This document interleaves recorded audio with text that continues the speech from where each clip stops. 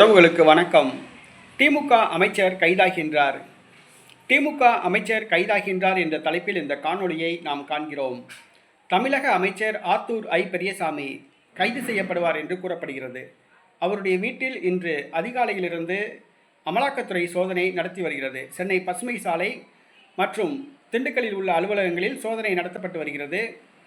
2006 முதல் 2011ஆம் ஆண்டு வரை வீட்டு வசதித்துறை அமைச்சராக இருந்த பொழுது அதில் நடைபெற்ற ஊழல் சம்பந்தமாக வழக்கு பதிவு செய்யப்பட்டு இந்த வழக்கு நடைபெற்று வருகிறது. சுப்ரீம் கோர்ட்டில் இந்த வழக்கு நடைபெற்று வருகிறது. இந்த சூழ்நிலையில் அதனை மையமாக வைத்தே அமலாக்கத்துறை சோதனையில் ஈடுபட்டுள்ளது.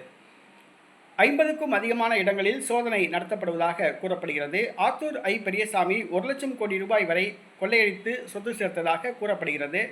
அமலாக்கத்துறை இன்று அதிகாலையிலிருந்து சோதனை நடத்தி வருகிறது.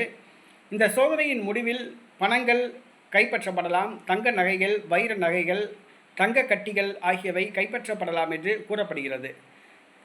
சட்டவிரோதமான பண பரிமாணம் நடைபெற்றதாக கூறப்படுகிறது.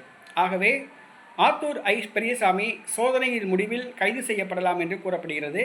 ஏற்கனவே அமலாக்கத்துறை சோதனையின் முடிவில் அமைச்சர் பொன்முடி, செந்தில் பாலாஜி கைது செய்யப்பட்டது போன்று ஆத்தூர் ஐ. பெரியசாமியும் கைது செய்யப்படலாம் என்று கூறப்படுகிறது. தமிழ்நாடு முதலமைச்சர் மு.க. ஸ்டாலின் திமுகவின் மூத்த தலைவர்களுடன் ரகசிய பேச்சுவார்த்தை நடத்தி வருகிறார்.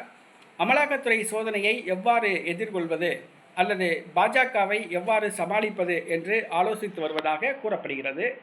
தமிழக அமைச்சர் ஆத்தூர் ஐ. பெரியசாமி எந்த நேரத்திலும் கைது செய்யப்படலாம் என்று திண்டுக்கல்லில் பதற்றம் நிலவுகிறது. திமுக தொண்டர்கள் அமலாக்கத்துறை சோதனையை கண்டித்து தர்ணா பண்ணி வருகின்றனர்.